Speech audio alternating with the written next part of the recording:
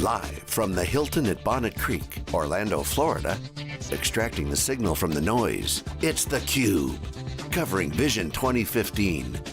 Brought to you by IBM.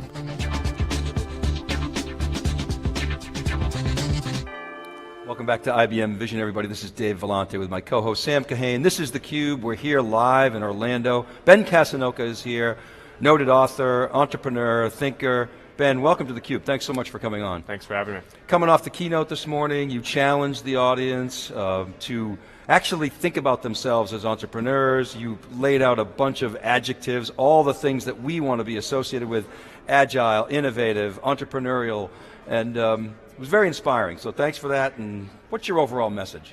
Appreciate it. No, our message is simple. The world of work has changed. The modern career looks different today. What it takes to succeed and get ahead, we think, requires a different set of skills and talents than maybe prior generations needed. It's a very competitive age, very dynamic age, technological change, all the things we hear about and read about in the newspapers.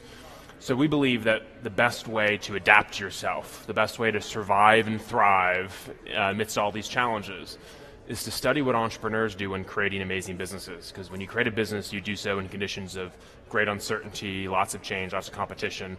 So study how entrepreneurs adapt their businesses, study how entrepreneurs build networks, study how entrepreneurs take risks, and then apply those very same skills to your career and think of your own life, your own career as a business of one, as a startup of you. I got to ask you, so a lot of the theme of this conference is essentially machines doing cognitive work to help humans do better predictions. But when I think about entrepreneurialism, so much of it, you asked the question today, how many people here would consider themselves entrepreneurs on a scale of 1 to 10, 10 being you're better than Steve Jobs. So obviously no 10s. In this audience, a couple of 7s. But gut feel, is gut feel a critical factor for an entrepreneur? You mean intuition? Yeah, intuition. Yeah, I think so. I think, whether it's man or machine, whether it's intuition versus analysis, the answer is usually both. So it's man plus machine equals the greatest discoveries and revelations. In creativity and new ideas and adaptation, it's your intuition combined with thoughtful cost-benefit analysis or whatever the analysis might be. And so I think maybe to your larger point, Dave, on how kind of innate is an entrepreneurial disposition versus learned skills, I think it's both. I think personality tends to be something that you're born with, and certain personality types and inclinations certainly lead somebody to be more or less entrepreneurial. But I also think there's a set of real skills, real strategies, specific ways that entrepreneurs, for example, devise a plan knowing that they're going to have to adapt the plan, specific ways that entrepreneurs tap their network for intelligence in order to make better decisions. And I think anybody is capable of acquiring those skills. Yeah, so I think of like my old boss, the self-made billionaire, Pat McGovern. He did a lot of research, he had a huge network, but he was sampling, but he was doing a lot of data gathering.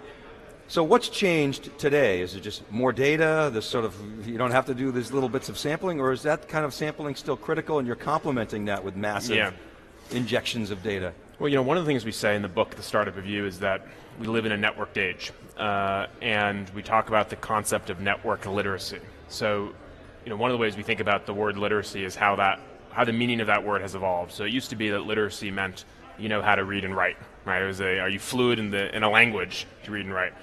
And then this guy, John Battelle, coined a phrase about 15 years ago called search literacy. He said, reading and writing is important, but in the Google era, we need to know how to search. We need to know how to acquire information on demand on the web, and that's its own sort of literacy that's necessary to succeed in the modern age. And we take that one step further, and we say you actually have to also be network literate. You have to understand how networks work around you. You have to understand how to map your relationships. In the Facebook and LinkedIn era, network literacy is really important. So when it comes to what's different today, I think one of the key things that's different, among other things, is that it is a networked age. People are driving business, people drive change, and with social networks and social technology, we're able to keep track of who we know, we're able to stay in touch with those people, and we're able to kind of leverage those relationships to make great change happen. Fantastic. So I want to ask you another question from your book. So in your book you mentioned it's always great to have a couple questions in your back pocket. And one of those questions that I used, that I took from your book, was what's the most interesting thing you've learned over the past few months? Yeah. And while you're here, I wanted to ask, what's the most interesting thing you've learned recently? Yeah, so I mean, in the context for our advice there is, when it comes to building relationships, which we think is the ultimate entrepreneurial skill, right? I mentioned in my talk, we think of entrepreneurs as solo heroes when in fact they're amazing network builders. And one of the questions you can always ask somebody interesting is, what's something you've learned in the last year, to kind of prompt a conversation and also maybe gather some great intelligence about something. I mean, for me, the thing that I've been thinking a lot about recently is one of the interesting puzzles of successful people is how much they sacrifice in their life in pursuit of yet one additional accomplishment. So you have people who are incredibly successful, incredibly wealthy, and yet they continue to sacrifice all the things that we know contribute to happiness. So sleep, relationships, family, and so on, because they want yet one more accomplishment. And so kind of the basic question I ask myself is, how ambitious should I be, or should anybody be? What is worth sacrificing in pursuit of making a difference in the world and trying to serve others? And I'm just amazed when I see some of the most successful people in the world continue to push on the margins. And it's, I think a pretty fundamental life philosophy question that I think we all will grapple with all the time, but I'm especially grappling with it as I think about what I want to be doing long term. I was speaking to an entrepreneur recently whose company got acquired, and I asked him, are you sorry now that you know what you know, that you got acquired? Because clearly you could have run this thing up. And he said, no way. I'm an entrepreneur, and all of us want to win. Yeah. That's why we're in this game. And I think the best chance at winning was my company getting acquired, and I'm winning now. Yeah. I'm reminded of pro athletes who have this innate desire to win. Does your research show that there's this? You're talking about sacrifices. Yeah, I think the thing is I think a lot of entrepreneurs, a lot of athletes are very competitive and they want to win, and they put themselves in situations where they can win. The question I wonder about is, once you win, how does it feel? It often doesn't feel as good as you think it would. I mean, there is an amazing amount of research, plus anecdote would reinforce when you talk to people. How is your life different? How much happier are you? How much more meaning do you have after they've sold their company, after they've won a championship? And the answers coming right on the heels of the event tend to be pure euphoria.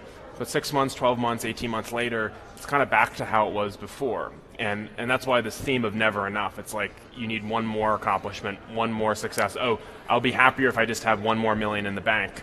But is that the case, right? And to me, seeing that it sometimes isn't often the case is what's giving me pause when I think about, why am I, is it worth being so ambitious and willing to sacrifice to get that one incremental victory? So you're talking about John Battelle's search literacy concept.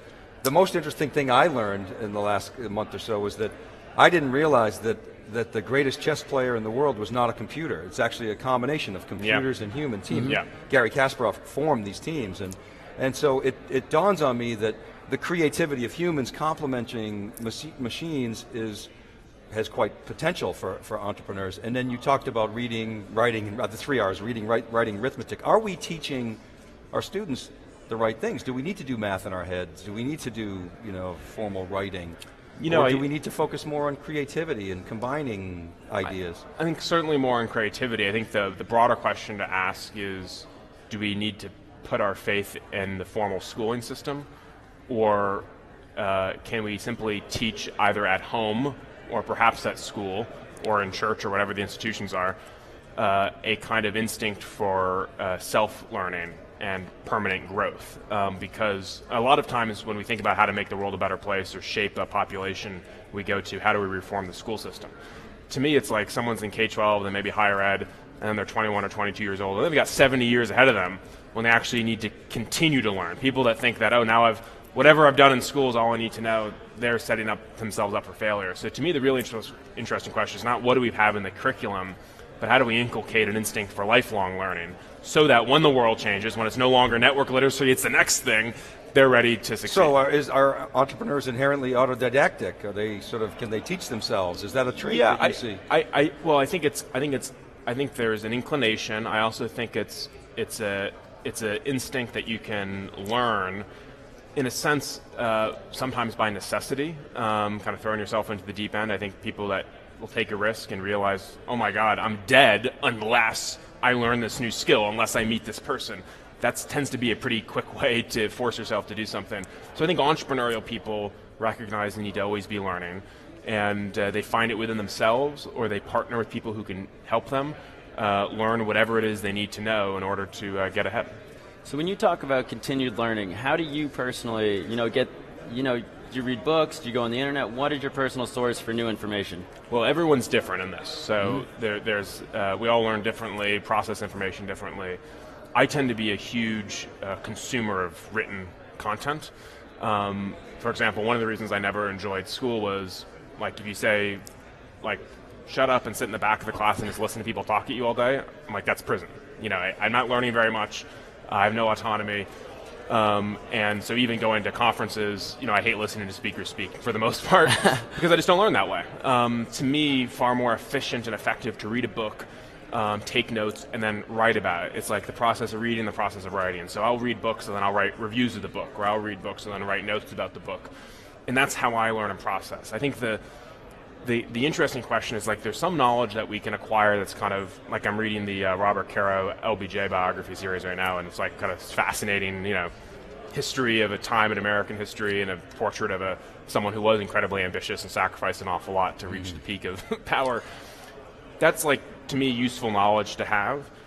The day-to-day knowledge that I need to make a great decision, everything from the utterly banal, like, where should I grab lunch in Orlando, to what's the right event that I should participate in? For those questions, I learn through talking to my network. I'm literally searching LinkedIn for people who have the keyword, who live, like I searched LinkedIn actually for coming here, people who live in Orlando. Who do I know in Florida? Or who knows something about the consumer electronics industry if I'm evaluating an opportunity there. So that's what I mean when I say network literacy. It's for the day-to-day decisions that require or benefit from subjective judgment or insight. It's tapping the network, and that's the way I learn to make those decisions. It's interesting. So many people criticize social media, because we're doing this at restaurants all day. But LinkedIn is quite interesting in the way you're prescribing using LinkedIn. Search, who you know in Orlando, and pick up the phone, talk to them, text them. Sure, get in touch with them, interact with them. Yeah. The social media is just the first step towards a real rich interaction. Maybe it's in person, maybe it's phone. Nothing precludes those avenues.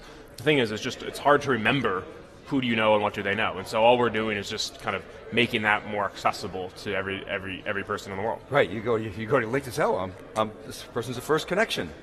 Then you think about or it's person's 1 degree away. Part of the genius, and this is a big difference between Facebook and LinkedIn. LinkedIn, the architecture is out to the 2nd and 3rd degree because introductions are very powerful. And so, I don't know anyone in Florida, but Dave knows somebody who lives in Florida. I'll ask Dave for an introduction.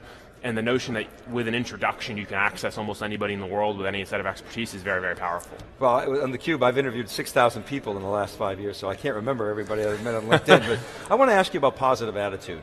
Do you see that as a sort of thread throughout successful entrepreneurs? The power of positive thinking, the Norman Vincent Peale. Yeah, it is hard indeed to think of entrepreneurs who are pessimistic about their life. They're in a sense the true entrepreneurs who are creating companies, we argue this is a broader philosophy, but the people who are creating companies are almost blithely optimistic about their circumstances. If they were just thinking rationally, perhaps they wouldn't embark on an otherwise quixotic expedition. I think the thing, I'm always interested in, holding two ideas in opposition in your head at once. So in this context, I think optimism is really powerful, really important. And there's lots of research on positive psychology, and that's a new movement. And psychology historically was this kind of field of negativity, and just in the last 20 years, people like Martin Seligman and others have written about positive psychology very powerfully. At the same time, one also needs to stare reality in its face, and sometimes do grapple with unfortunate circumstances, and how to both be optimistic and believe you can, but also know when it's time to quit. I've never liked entrepreneurs or advice givers that never give up. That's the key to success. It's like, no, actually you do want to give up sometimes. Sometimes you do want to restart. And part of what judgment and experience teaches you is when to give up and when to persist. That's a hard thing to know how to do. Well, the whole fail fast thing. But now, of course, you live in California and in Silicon Valley, and so you kind of live in a distorted reality field. Yeah. And so is that, a lot of people say to me, a lot of young entrepreneurs will say, had I known what I know now, I would have given up. And now I'm incredibly successful. Does that, naivete, is that an advantage? I think so. There are a lot of people who are cursed by their knowledge, and that the ignorance is what enabled them to think they could do the impossible and take on the rest of the world. And VCs are in the business of backing those underdogs, people who everyone's against them, everyone's rooting against them, and they try to take on the world and change society for the better. So yeah, I do think that's a challenge with people who have experience, and that's why the famous Dune, the line from Dune of beginner's mind is really is a powerful idea. How do you cultivate the beginner's mind? How do you recreate the mentality that you had when you were young? And I always love the Picasso quote of we're all born artists and it gets beaten out of us as we get older. And I feel like sometimes it gets beaten out of me. I mean, I think it was another gripe I have with the formal schooling system, and it does beat the creativity out of you as you do rote test after rote test. So how do you recapture it? How do you go back? And I don't think there is a silver bullet, but to me, one of the ways I try to do that is by surrounding myself with people who think that way. We're social creatures. We absorb the influences of others. And if I ask you who are the 5 people you spend the most time around, I probably can tell you quite a lot about how you think and why you think, because those people are influencing you. And so if you want to be more optimistic or whatever, think about who's in your network, think about how they're affecting you. So, let me ask you, Ben, to talk to our audience, talk to the young people out there, sort of summarize your premise, your thinking, your advice to these people in terms of many, many, many folks in our audience want to be entrepreneurs. They're aspiring, they're passionate, they take risks, they're willing to take those risks. As I say, they're not married and don't have 4 kids, so good time to take risks. Yeah. What do you tell them? I think there's rarely advice that applies universally to everyone in every circumstance. So perhaps the meta kind of cop-out answer would be first know yourself and know your circumstances and understand what your own limitations are and realities. It's not a cop-out. That's great advice. Don't just dive in off the cliff without understanding what the water level is. Exactly. My co-author Reed has a line which is, when you start a company, it's like jumping off a cliff and building an airplane on the way down. And what I often add to that is, but you don't just jump off any cliff. And you tend to try to have the toolkit in your backpack when you jump off so you can actually start building the plane effectively. And you give some thought. So I think there's this misconception of I want to be an entrepreneur, but I can't because I have a job, or I can't because I don't have a lot of savings. And people think to be an entrepreneur means you max out your credit cards and just take massive amounts of wild risk. And it's no, it doesn't mean that. In fact, you want to take incremental risks, you want to take small steps, you want to be experimental, you want to start a side project, you want to learn by doing, iterate, and you can take baby steps and inch your way towards whatever your dream company is. Most important, I think, through everything, if you had to pick a universal force that transcends, it comes back to the theme we've been talking about, which is you can't do it alone. You have to work with others. You have to have a team of people around you. Life's a team sport, and so who are the people closest to you? Who's supporting you? What does your family think? What do your friends think? Who are your mentors? I mean, for me in my own life, that was just absolutely key. I think everybody who's had successes or failures point to the people around them as the reasons they were able to be their best self. And a lot of young people say, well, I don't know anybody, right? I don't know anybody who could help me. And the great thing about the internet today, and that was kind of my case, I didn't know anybody who'd started a company, but I was able to go online and connect with people. It used to be if you were stuck in Timbuktu and didn't know anybody who could help you, you were kind of screwed. Today you can go online and connect with other people anywhere in the world. I mean, the first person I worked with lived in Bangladesh, of all places, and he was amazing. And so there are communities out there outside your physical geography. Tap into those communities, build real relationships, have a support network. You'll really need them. The network is the computer, and network is the power of the entrepreneur. Ben Casnocha, thanks so much for coming in theCUBE. Really thanks for having me. Appreciate your time. Thank you. All right, keep right there, everybody. We'll be back with our next guest right after this. This is theCUBE. We're live from IBM Vision in Orlando. We'll be right back.